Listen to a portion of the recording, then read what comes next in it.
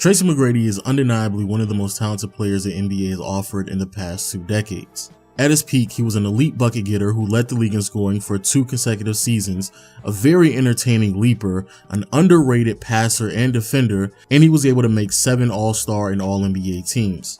Unfortunately though, as time continues to pass us by, it does feel as if the Hall of Famer's career tends to be forgotten. Now, some people will make the argument the reason for this has a lot to do with injuries. Other people would make an argument that some of his peers just overshadowed his career. But regardless of the why, it's definitely true that T-Mac's legacy has been altered significantly. And I would argue that it's not just for the worse, but for the better as well. Because out of all of the interesting storylines that the NBA has given us in the past 2 decades, the one that too many people overlook is that Tracy McGrady, as talented and as great as he was never able to lead a team past the first round of the playoffs. And even those people who are aware of that fact, not too many people take the time out to do research to figure out why this was so. Until today. And I'm going to be completely honest with you all, it's a few of these games that I'm pretty sure T-Mac doesn't want anyone to remember whatsoever.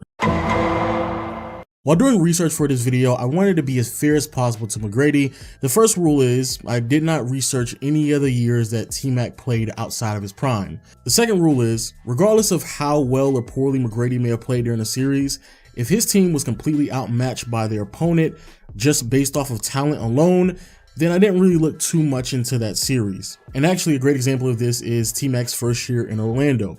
Despite the fact that there was a lot of hype entering the season, it became very clear, thanks to the debilitating injuries that Grant Hill was suffering from, that the team was going to have a completely new identity. T-Mac started to emerge as a young star for this team, and with the contributions of Darrell Armstrong and Bo Outlaw, despite not having Grant Hill for an overwhelming majority of the season, the Orlando Magic still finished as a top 10 defensive team, as well as finished with a record of 43-39. However, that obviously wasn't going to be enough against a 52-win, second seed Milwaukee Bucks team that was also the #1 ranked offense and led by Ray Allen, Glenn Robinson, and Sam Cassell, who some people would consider to have been a big 3 at that point in the Eastern Conference. So losing to that team makes sense, and there's no need for me to go into any details about what happened during that series. However, next year, it's definitely a bit different. The Orlando Magic finished with a relatively similar record of 44-38.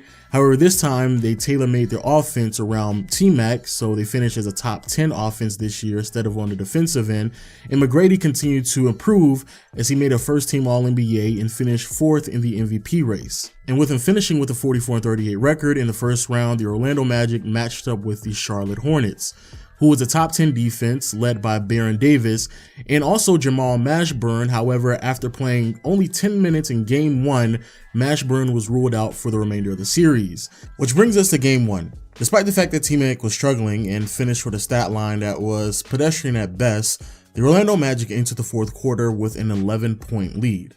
Unfortunately though, that lead was eventually stripped from the Orlando Magic thanks to a great run from the Charlotte Hornets, in particular Baron Davis, and with roughly 4 minutes to go, the Hornets had the lead. But even with a great 4th quarter run from Charlotte, Orlando still had multiple opportunities with 4 minutes left to go in a game to either A, take the lead or at least tie the game up and force an overtime. And most of those opportunities were given to T-Mac. McGrady would miss a free throw that would have cut the lead down to 1. He missed an open 3-pointer that would have actually given Orlando the lead.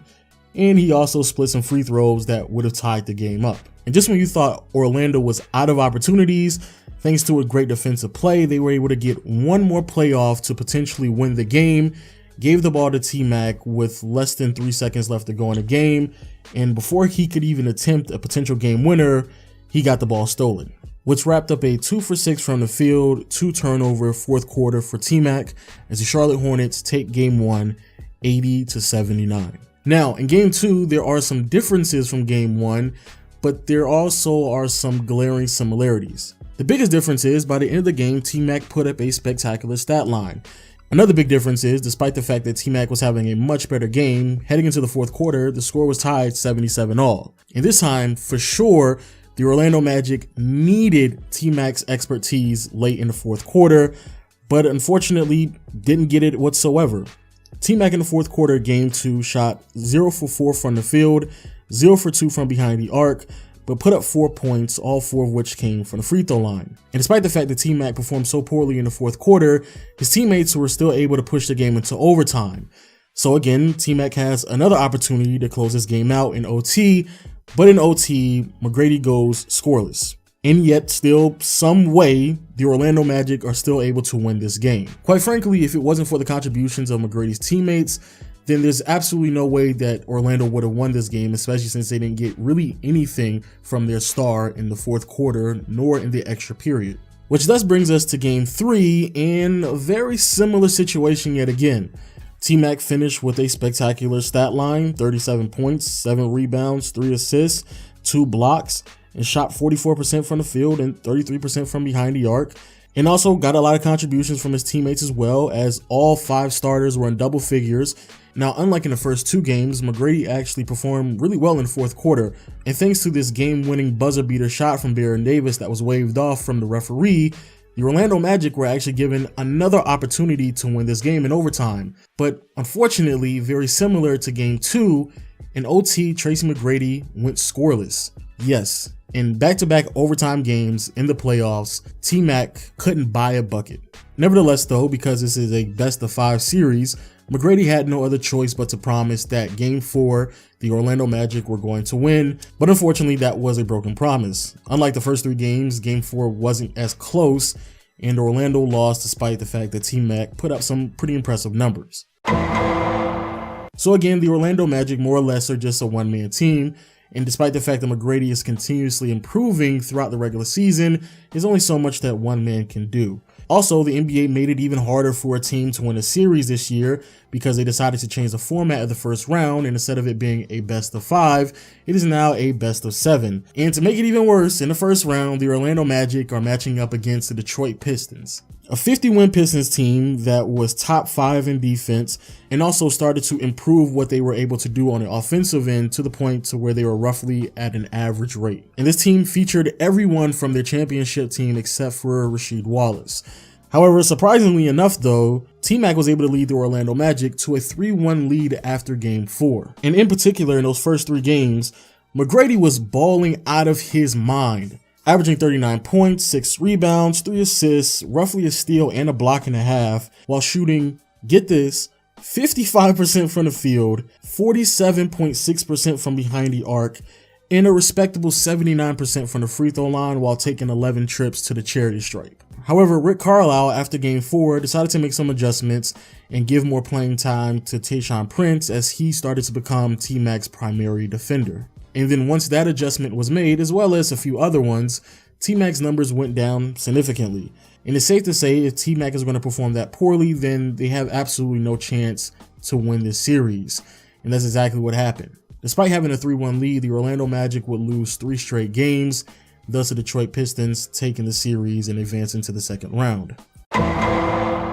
After 2003, the Orlando Magic were unfortunately not able to make a postseason appearance in 2004, and then in the summer of 2004, McGrady decided to take his talents to Houston and play alongside Yao Ming and be coached by a defensive-oriented, no-nonsense legendary coach in Jeff Van Gundy. Also, surrounding T-Mac and Yao Ming, this team has some 3-point shooters, and when it comes to the interior presence, defensively, it pushed this team to be top 5 in the NBA. The 2005 Houston Rockets finished with a record of 51-31, and it definitely felt like if the argument to why T-Mac couldn't make it past the first round in Orlando had to do with lack of talent, that argument was not going to be valid in Houston. But what was going to be a valid concern is that now that T-Mac is out west, the competition, even in the first round, was going to be significantly harder than it was in the Eastern Conference, which is a hurdle that McGrady had to overcome in his first year in Houston as the Houston Rockets matched up against a 58-win Dallas Mavericks squad in the first round.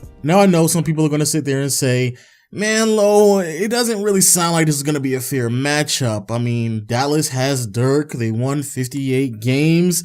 However, that's not necessarily true. Going back and looking at different articles and looking at both of these teams side by side, no, this is a fair matchup between 2 really good 50-win teams. And even if you don't want to believe me, it definitely didn't feel like the Dallas Mavericks were favored once the Houston Rockets stole not only game 1, but game 2 in Dallas and took a 2-0 lead over a 58-win Mavericks squad. So here we are now in game 3, and McGrady is off to a hot start, especially in the third quarter, in which he was able to record 8 points on 4 for 6 shooting from the field, 2 rebounds, 2 assists, while turning the ball over 0 times. Also in the third quarter, you had great contributions from David Wesley, who was able to put up 9 points, and also Yao Ming, who put up 7 as he shot 3 for 3 from the field. Because of the great team play in the third quarter from the Rockets, they entered the fourth quarter with a 83-78 lead. A lead that they were able to keep for half of the quarter, but unfortunately, thanks to 2 Jason Terry free throws, the momentum started to swing in favor for the Dallas Mavericks. And so now here we are down the stretch, game 3, fourth quarter, and it just starts to dawn on me as I'm watching this game, McGrady has not made a shot yet. Literally ends the fourth quarter shooting 1 for 5 from the field, as the Dallas Mavericks are able to make the complete fourth quarter comeback and win the game 106-102. Now fast forward to game 4 in a very similar situation. T-Mac is having a really good game, especially in the third quarter, as he ends the third quarter pouring in 17 points. So he's definitely feeling it at this point. So you would just assume that all of that momentum would translate into the fourth quarter. It doesn't. Yet again, for the second straight game, T-Mac shot 1 for 5 from the field in the fourth quarter. What made it even harder for me to watch his fourth quarter, with only 12 seconds left to go in the game, Jerry Stackhouse is on the free throw line and misses his second free throw. However, McGrady has a mental lapse and the ball bounces out of his hands as he's trying to grab the rebound off of the missed free throw, and now it's a turnover by McGrady, giving the ball back to the Dallas Mavericks. So now the series is tied 2-2 and it's headed back to Dallas.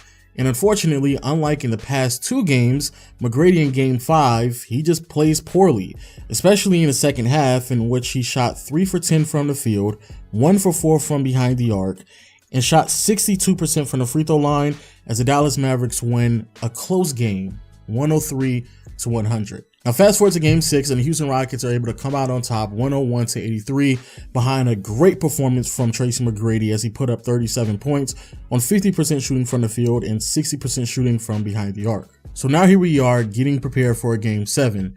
Now, I would have loved to have given you all a deep breakdown of what happened in game 7 during the 2005 first round matchup between the Dallas Mavericks and Houston Rockets, but there's no need for me to do that because the Dallas Mavericks blew out the Houston Rockets with a historic 40-point win. T-Mac put up 27 points, 7 rebounds, 7 assists, which sounds great, but he turned the ball over 4 times, shot 38% from the field, and 14% from behind the arc. In 2006, the Houston Rockets were unable to make the playoffs due to both Yao Ming and Tracy McGrady missing a large portion of the regular season thanks to injuries, but they bounced back in 2007 with another postseason appearance. Unfortunately, the young center only played 48 games during the regular season, so the Houston Rockets only finished with a 52-30 record. However, they were still top 3 defensively, and they finished with a 15th ranked offense. But heading into the playoffs, the Houston Rockets looked pretty good since both T-Mac and Yao Ming are now averaging 25 points apiece. And they looked even better when their first round matchup was a fairly young Utah Jazz team. After the first 2 games, the Houston Rockets have a 2-0 lead, and T-Mac played great in game 1, but not so good in game 2. And unfortunately, that bad play carried over into game 3, where McGrady just played god-awful. However, I'm willing to give him some slack because everyone played bad for the Rockets in Game 3, as Houston was only able to score 67 points in the loss against the Utah Jazz. However, in Game 4, there isn't really any excuses to why McGrady performed so poorly. He was held to 18 points on 18 shot attempts as he shot 6 for 18 from the field and 1 for 3 from behind the arc, as the Utah Jazz were able to come on top 98-85. What makes it even worse is that yet again in the fourth quarter, McGrady went scoreless, shooting 0 for 3 from the field. Now fast forward to the next game, and the Houston Rockets were able to come out on top 96-92 on the back of a really good Tracy McGrady game. So now the Rockets are up 3-2 in the series heading into game 6, and this is a situation where if you're Houston, you definitely want to win this because you don't want to force a game 7 because you don't really know what's going to happen in a game 7. And yet again, McGrady performs poorly. Like really bad, especially in the second half when he shot 1 for 8 from the field, 0 for 3 from behind the arc. And if it wasn't for the 8 points he got from the free throw line, McGrady would have been held to 2 points throughout the entire second half. And now here we are for another game 7. Now to T-Mac's credit, outside of a few questionable shot selections late in the game, he actually played really well in game 7, but unfortunately the Utah Jazz came out on top and eventually advanced to the second round.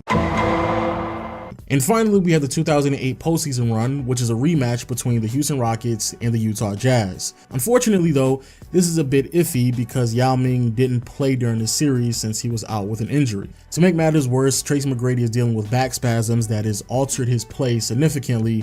So at the end of the series, T-Mac didn't have the greatest stat line, especially when it comes to his field goal percentage. However, as I was doing research in this series as well, I still noticed that T-Mac had egregious fourth quarter performances.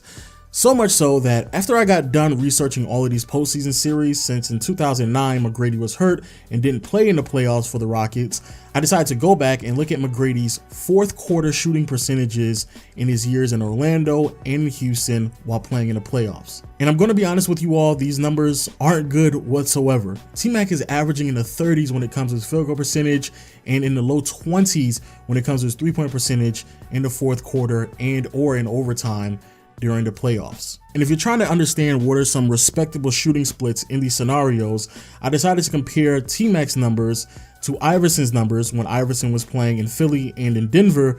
And as you can clearly see, even compared to another volume scorer who really and truly wasn't that efficient in Iverson's numbers are still noticeably better than T-Mac's. So now that I'm done doing the research and looking at a lot of games, it's still really hard to point to one specific player to why their team wasn't able to advance to the second round. Because even though there are several games in which T-Mac was poorly performing in, there are also games where he performed great in and his teammates just didn't show up. So again, it's really hard to point the finger, but I do believe it is safe to say that McGrady's clutch performances are just not that impressive at all, and they definitely played a massive role in inhibiting him to making the second round. And be very mindful that T-Mac had multiple leads in all of these postseason series. The Houston Rockets were up 2-0 against the Utah Jazz, up 2-0 against the Dallas Mavericks, while stealing both of those games away. They were up 3-2 against the Utah Jazz as well, and up 3-1 against the Detroit Pistons back when he was in Orlando. But please let me know what you think about the video in the comment section below. And until next time, I'll see you all later. Peace.